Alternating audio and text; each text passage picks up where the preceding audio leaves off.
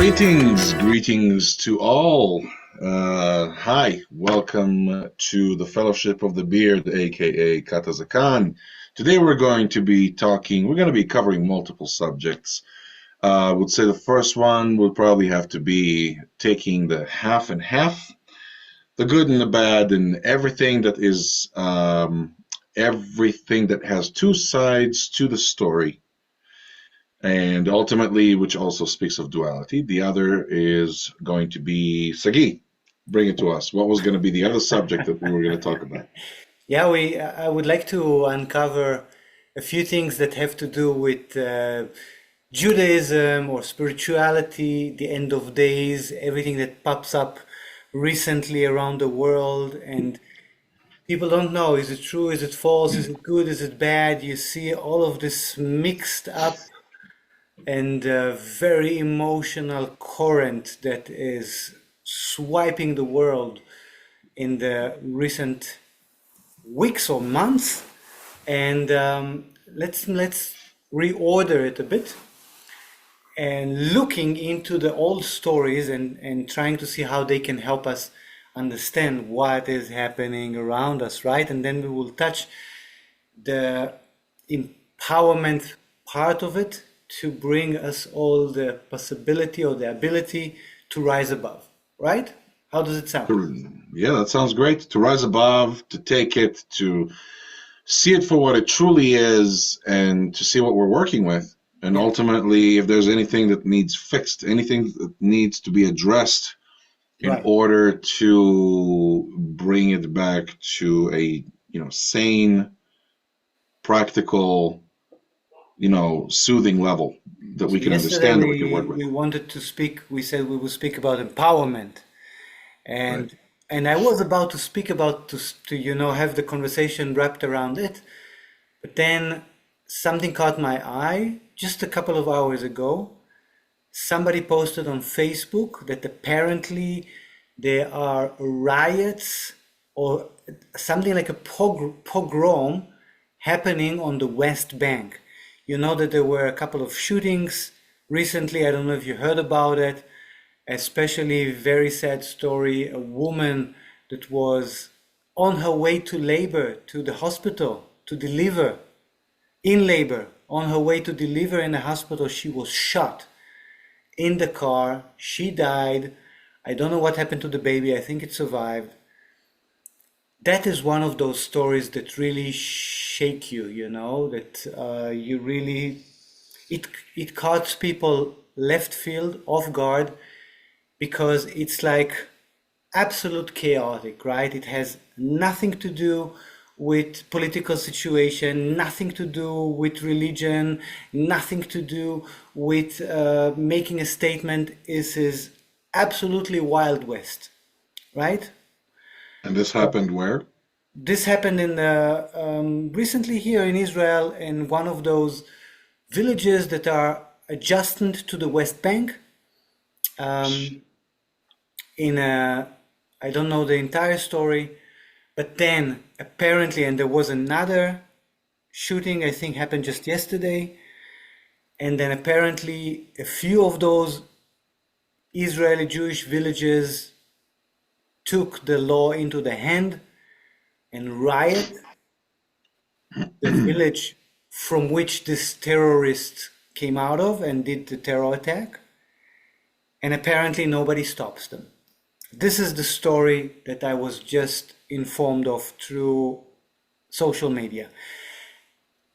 Not knowing how much of this is truth, if at all it's true, but just what we're seeing here, right?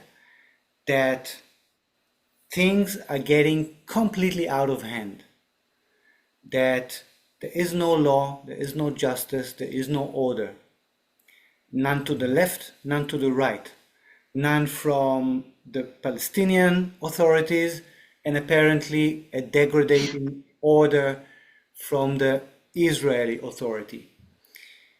And I want to put all of this in a different light, right? Because this can really boil the blood, this can really cause a hype of emotions, uncontrolled emotions that bring people out to the streets. I mean, this is what brought people, apparently, from the Jewish villages to pogrom that Arab village, right? That is what was the cause of it.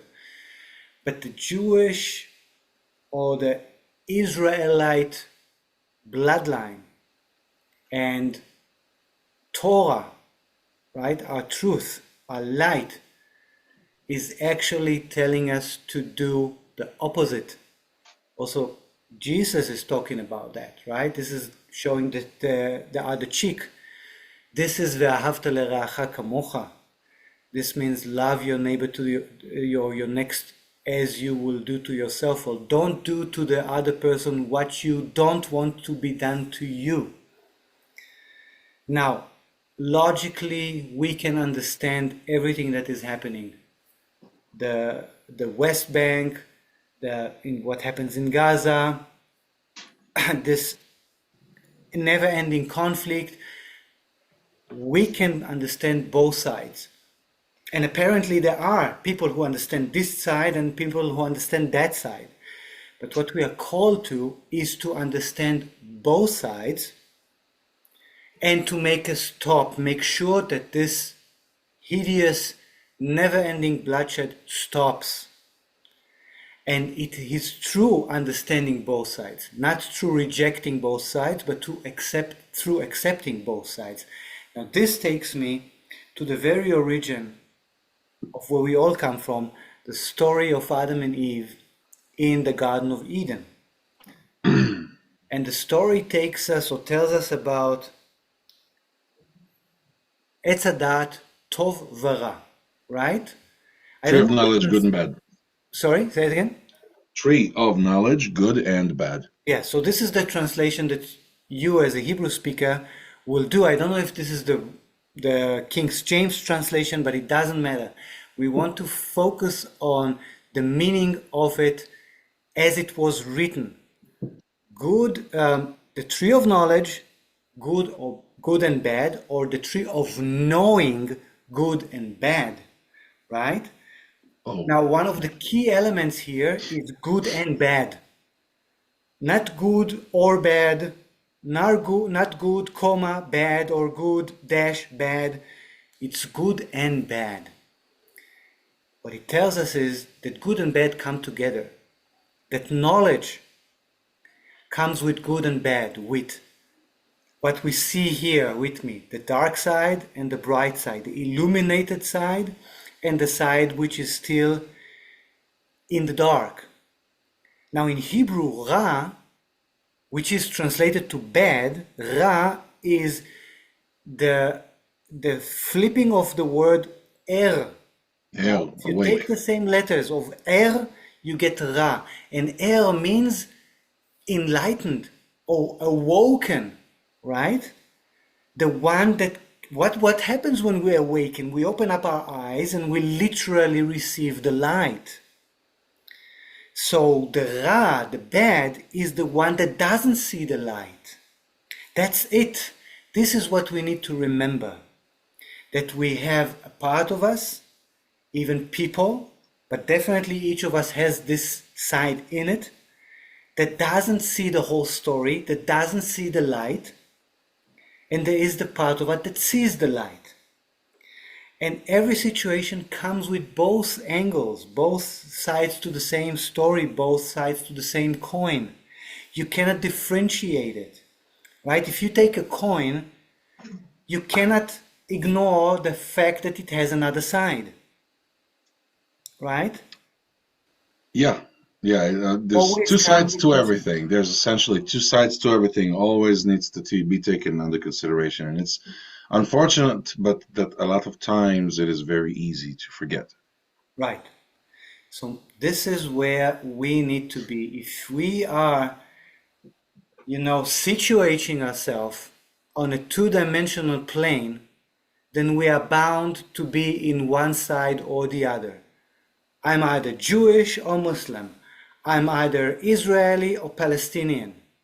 Because physically I have to situate myself in one place. I'm a singularity in this dimension. But if we rise up, right, if we rise above, then we are able to see both sides. We are able to see what it means to be Jewish, what it means to be Muslims, what it means to be Israeli, what it means to be Palestinian. We need to rise above, we need to rise our point of perception or consciousness, elevate, our awareness, so we can go out of that two-dimensional plane of me versus them, good versus evil. Step out of that limiting story and start seeing things from a higher point of perspective, which brings us back to that tree of knowledge of good and bad, or of good and evil. The tree itself contains both. All right? So this is where we need to see, and it's so vital in this now day and age, and everything that is boiling around us, and every story that pops up and try to, cause an explosion with everything. We need to take that deep breath and remember there's two sides to every story, and I am asked to be above. If I want to evolve, if I am looking for redemption, I need to elevate how I see things. And this brings me to the next point of redemption, right? Redemption is in Hebrew Geula. All right?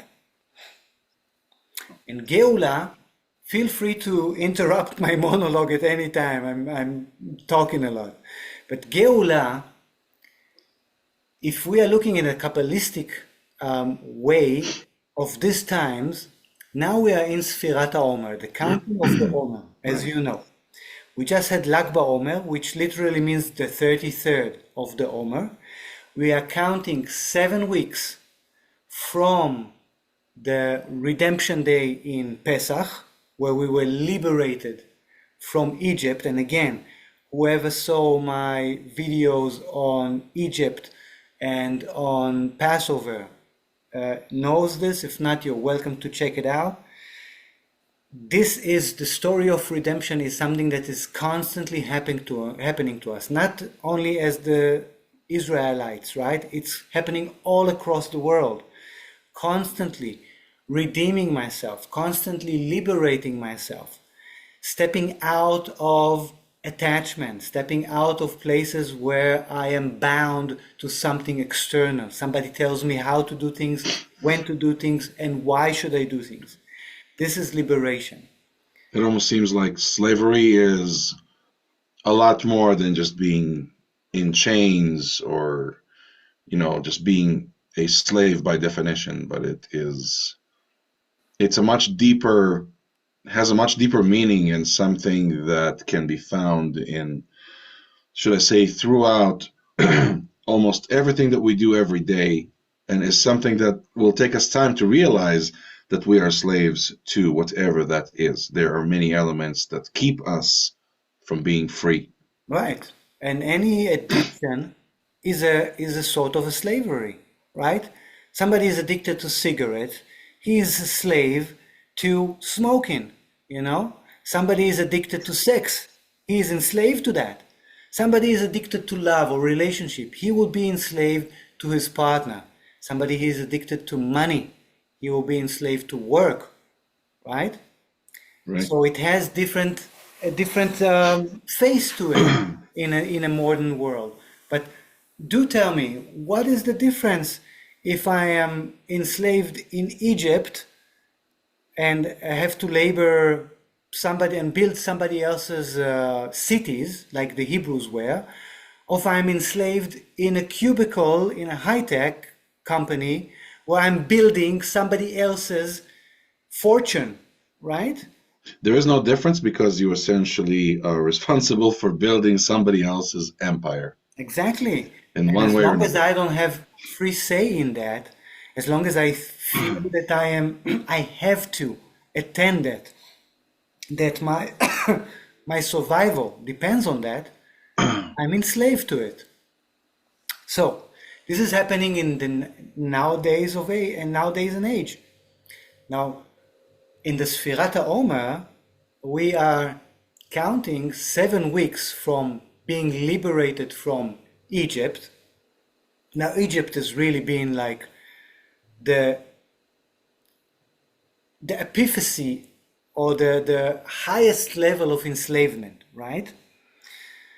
The highest level of enslavement where you are being ruled physically, emotionally, and mentally, and the highest ruler, the Pharaoh, is literally a guy that believes that he is God incarnated on earth. Nowadays we call it a narcissist, right? Yeah. So Pretty much. the Hebrews were liberated from there, and we are counting 7 weeks until we have been given the Torah, which literally means the light, right? The Holy 7 Scriptures, weeks. the Ten Commandments.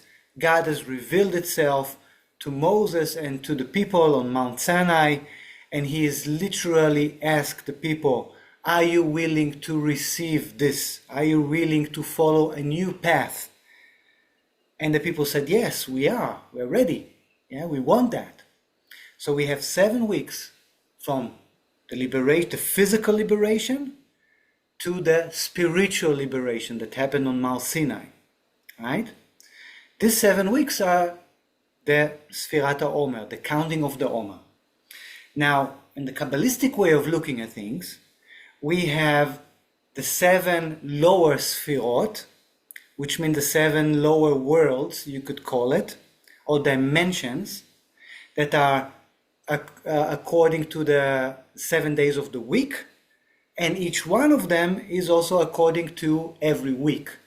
So you got, every week has its own Sephirah or sphere dimension, and every day has its own sphere or dimension. So we are counting that, and each day would have a certain special element to it, which means it allows us to reflect and liberate ourselves or prepare ourselves towards the receiving of the light or the spiritual liberation, which is supposed to happen in Shavuot, Pentecost, Matan Torah, the end of this 7 weeks. Okay? And after that, the 50th day, 7 weeks is 49 days, 7 times 7. The 50th day, the day where we receive the light, we receive the Torah, is Geula, is redemption day. Okay? So we are now in these days. We are now in days where we are asked to literally figure out how we are experiencing our lives spiritually, mentally, emotionally, and evidently also physically. We need to debunker every little thing that pulls and pushes us into doing things in life, especially what we call the outside sources, people who are pushing us, emotions who trigger us, mental way of thinking that are not ours, that were given to us from childhood, by society, by education, that still influence us to this very day. And we are unaware of them. But they are the one that create the patterns in our mind, which ignites emotions through a chemical and electromagnetical waves to literally cause our bodies to move to a certain direction or to do a certain thing. And we are asked to look at it really, really good. Because this is the physical liberation that we had is still quite far from the spiritual liberation. Because how did J-Lo say it? You can take the girl out of the hood, but you cannot take the hood out of the girl, right? So you can take Yeah, the yeah. body away from a place, but the mental construct, the imprints, the trigger, the emotional triggering is still in It there. has a much stronger print that it leaves behind. I would say, yeah, it's easy to, and not easy, but let's just say getting something done on a physical level doesn't mean you're done with it up here mentally. Because, I mean, this is where all the work is. This is where the hard work is freeing yourself and liberating yourself, re-educating yourself, doing everything that basically frees you from the one thing that you truly wanted to be free from. Let's just take, for example, our wonderful brothers and sisters who were kidnapped. Some of them were brought back already. Some of them were released, but their struggles are far from over. That damage is going to be there probably for the rest of their lives. Now, to what extent? That entirely depends on how they manage to perceive a re-education of their own minds and how they manage to take everything that has happened to them, all the traumas and everything that they've gone through, in order to, how can I say this, rewire their minds to free themselves from the traumas, to free themselves from all the bad experiences and everything that they've gone through, in order to truly be healed. And as much as I hate to say it, that is extremely difficult to do, and in many cases impossible to completely do. You can cure yourself, I would say, to an extent. At the end of the day, we're only human, right? We only have so much strength and ability to do certain things, some of us more than others. But I would say that at the end of the day, that this is something that is a lot more difficult for people to be able to free themselves of, is certain habits and certain negative experiences that they have been enslaved to. Take me, for example. We were talking about this, you and I together. In fact, you were somewhat indirectly involved. I told you, overeating, a huge factor, a huge, should I say, issue with me when it comes to addiction, when it comes to being enslaved to something. I like to eat. I love food. My God, I love food. I love the flavors. I love the contrast, the culture involved in it, everything. But you can easily become addicted to it. You can easily become enslaved to it. And I had to learn that the hard way, that my mother, for example, whom I love very much, she always been overeating ever since forever. And it all started from a certain traumatic experience. For her, it was living in Odessa, Ukraine during very, very, very poor times during the 50s and 60s, when they were very, very much living under a certain deprivation. It was cold. They were sharing a room. An entire family was sharing a room. There was no lights in the building. They had to go to an outhouse, not a bathroom, an outhouse. They had to scrape the bottom of the barrel to get enough money to stand in line during the cold and snow just to get a dried piece of bread. That's deprivation. When my mom came here, she had enough food. She started eating and eating and eating and eating and eating and enjoying the indulgence and the abundance of food. Guess who that bled onto? Me. I was one of those people. For women, they have this self-conscious thing. That's why my sisters are looking very nice. They're looking very good. They're fit. They're in shape. Me, not so much. I love eating. I don't have to worry about my body. Okay. And then I started gaining weight. And you were one day invited over to my mother's house when I went to visit Israel, when I came over to visit. And my mom says, no, no, no, eat, finish up, finish what's on your plate. And you're like, no, no, no, my body's not a trash can. That right there made a mental rewiring of something in my brain that made me understand. He just made such a quick decision, very assertive decision, to not be enslaved to this habit. He understands what it means to not be enslaved.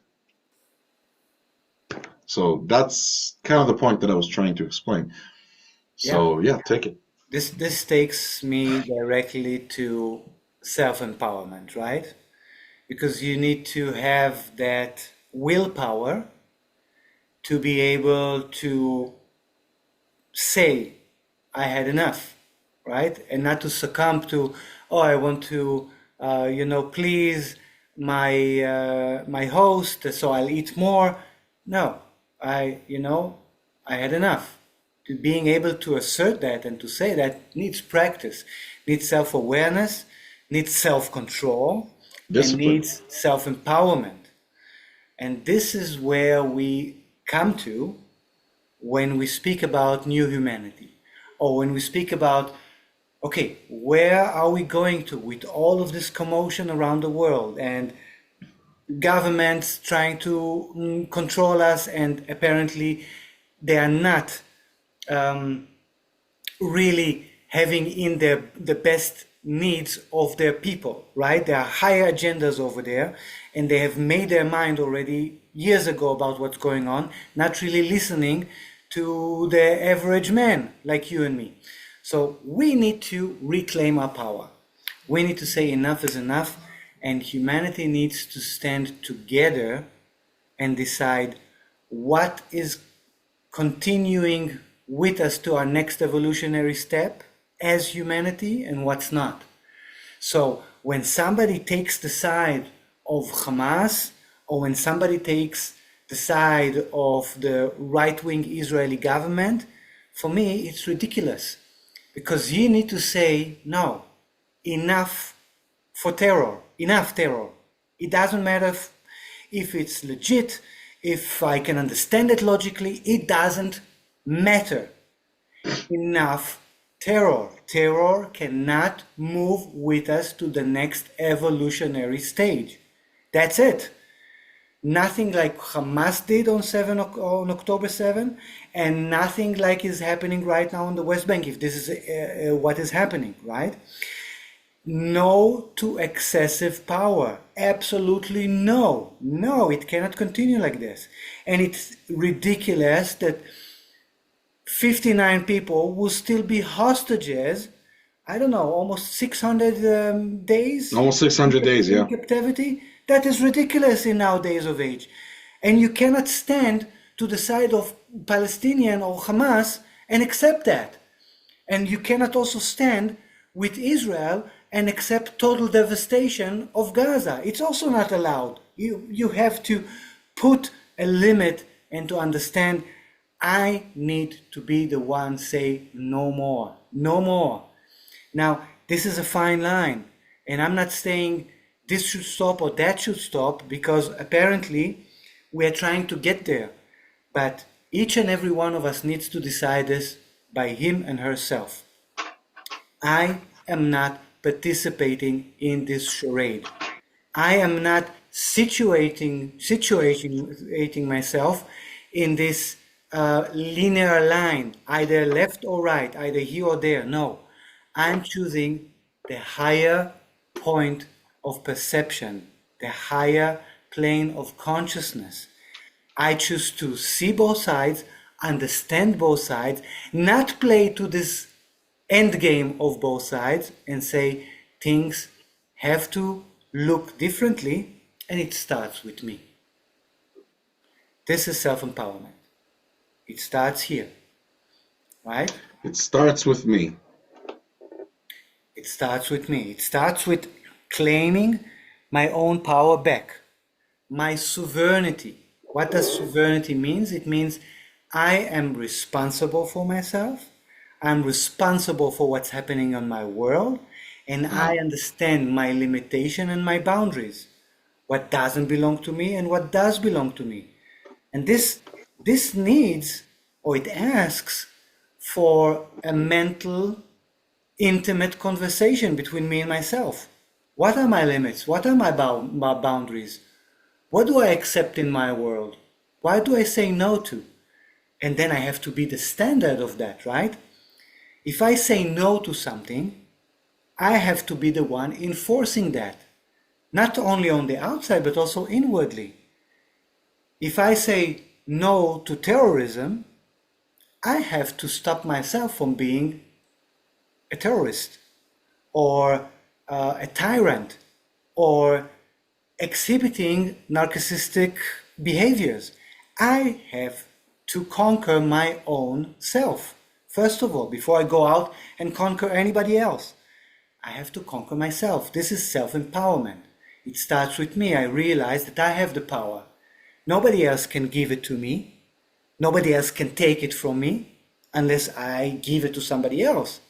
Or I choose to bring back that power.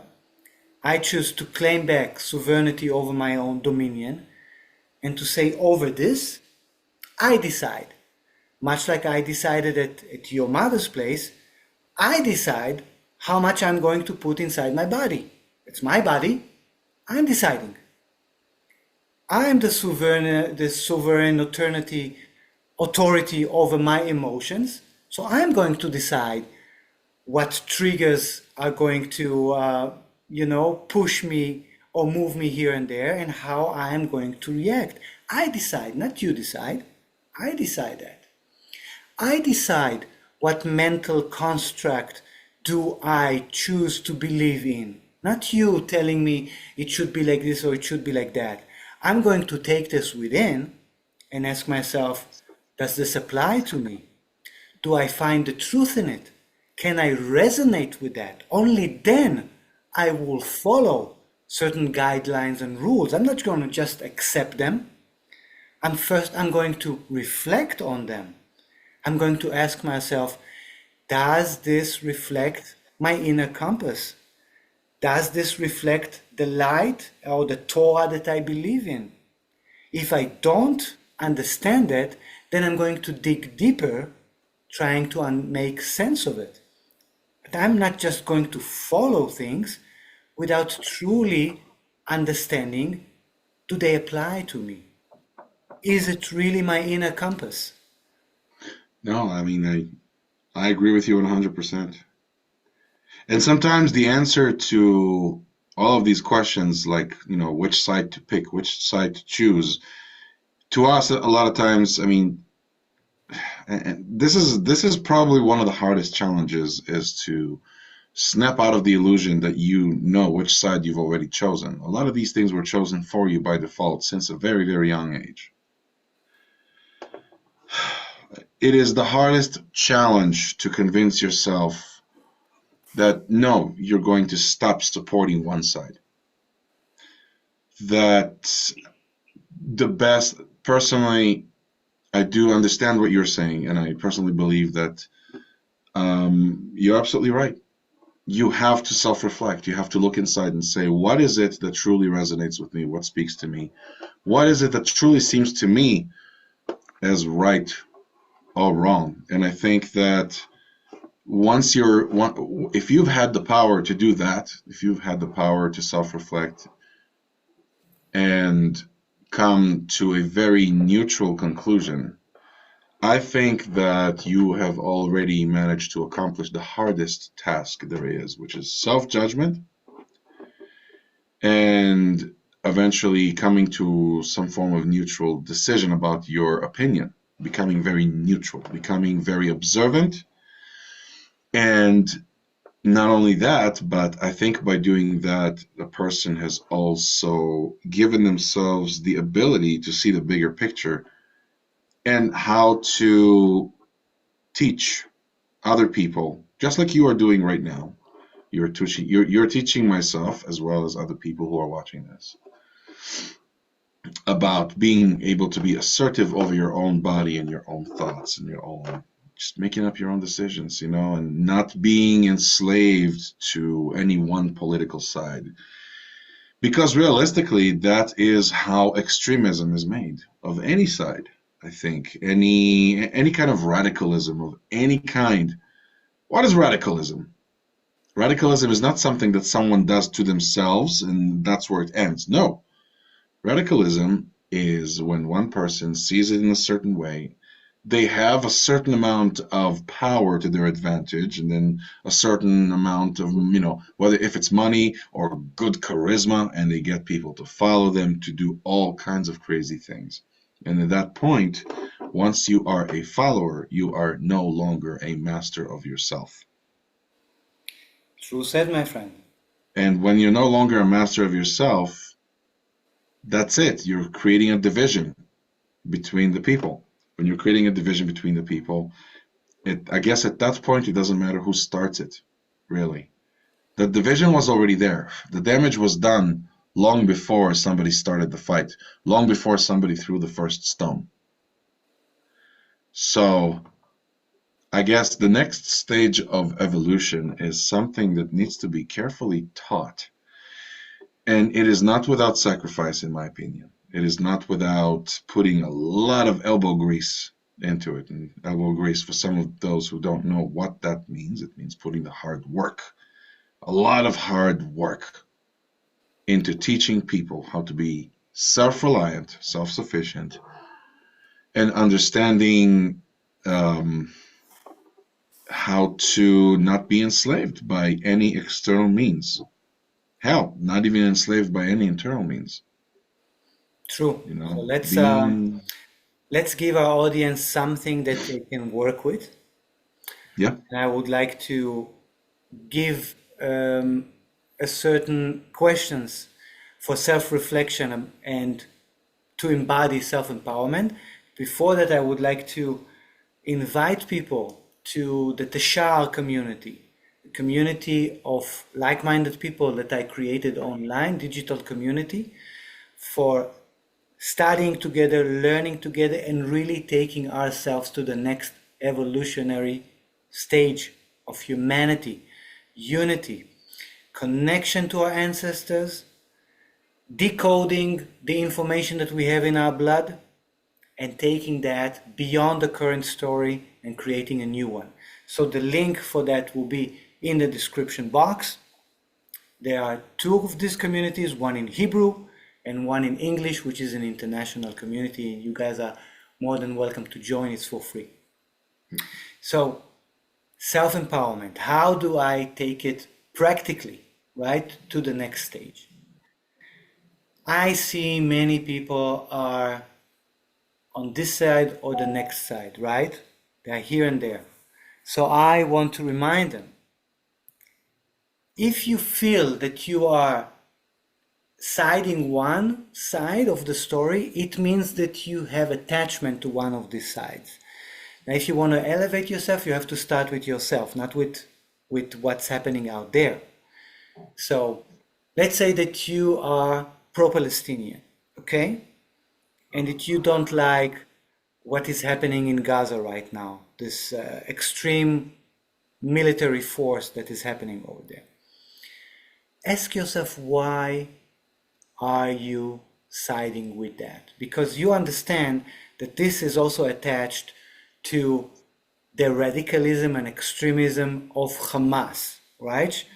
Which are behaving like they did in the Middle Ages, if not even before that. So it comes together. Why are you siding with such thing? Why would you side with that? The answer is, well, I invite everybody to find the answer within.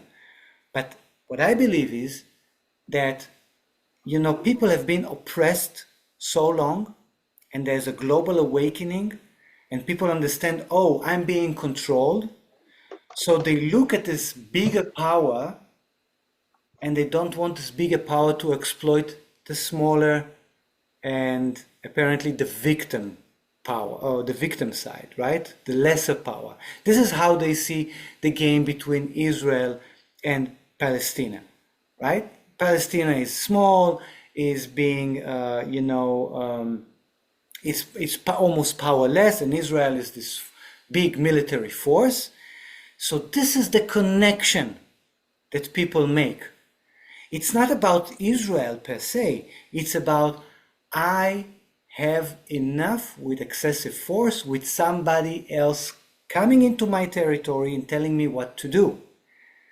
This is what we should realize that is happening inside of me. If I am siding with Palestinians, then I am siding with that part of myself that is against higher forces trying to control me. And this is what I should be aware of. Because if I want to elevate myself above that story, I need to understand it's about me.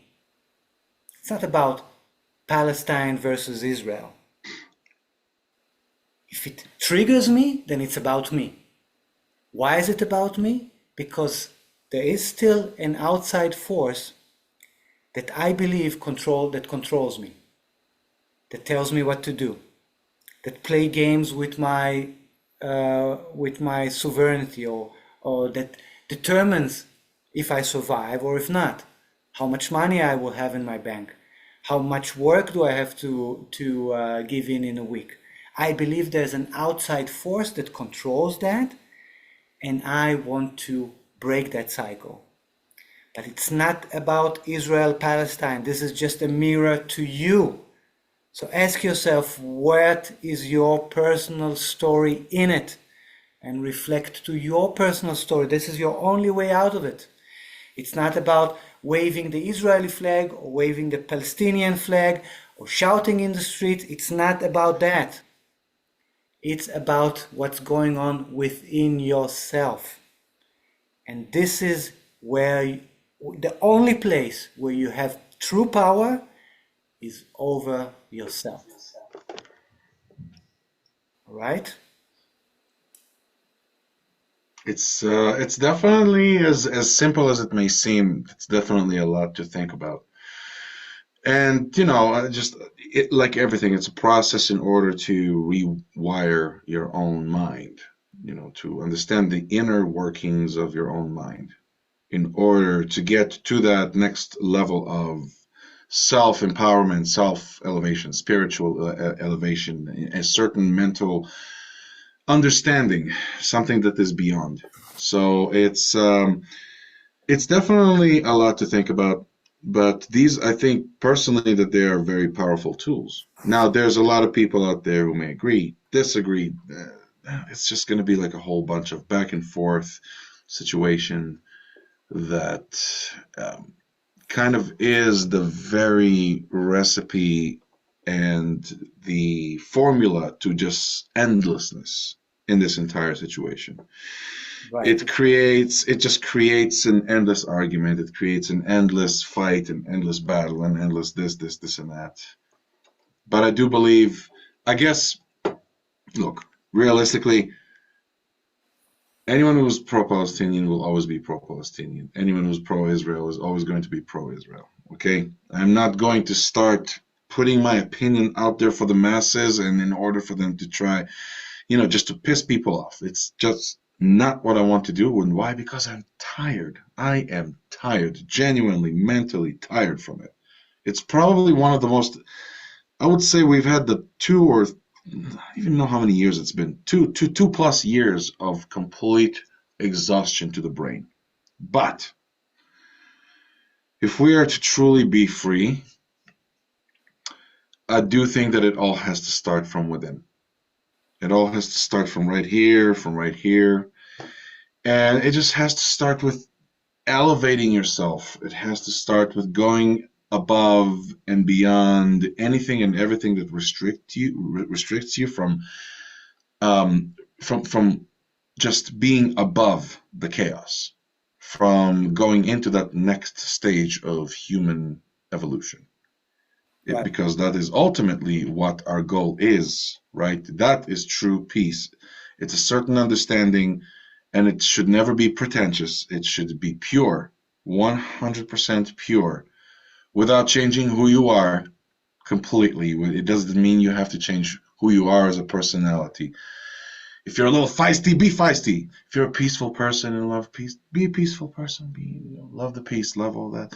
Don't change who you are from all around, but change who you are spiritually, change who you are as to your intentions. And what can I say? Lead by example. If you do these things for yourself, and you will start seeing these positive results about yourself, other people will take note and they will follow, not necessarily follow you, but just follow the methods to getting to that next stage of human evolution, which rises above to a much higher plane. Well said, Thank my you. friend. Well said, my friend. Well said. And let's wrap it up with touching the very base of where we started off, or what we started off with, and it's the tree of knowledge, good and bad. Etz Hadat Tov v'Ra. It's about remembering there's a dark side and a bright side to every story. There's an Israel and a Palestine to every story. And you don't even know which is the dark side and which is the bright side, right? Like you got people who say, oh, Israel is the bright side, Palestinians are the dark side, and there are people who will say Israel is the dark side, Palestinian is the bright side. And in the end, it's both. But do you remember that scene in Lord of the Rings where Frodo is constantly slipping into the other realms, right? When he puts the ring on his fingers. So he's slipping into the dark world, right? Right. But there is that scene in the first movie where he sees the Nagas, Nazgul, how they call the 9 kings who became ghost-like.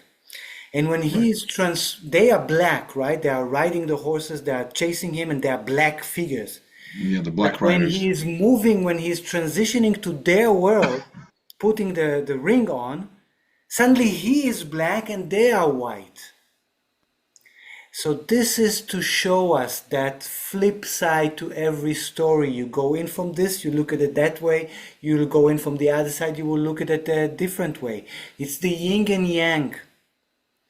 And they are unseparated.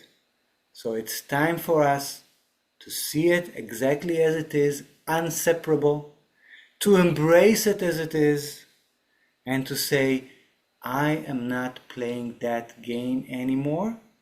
I rise above that story.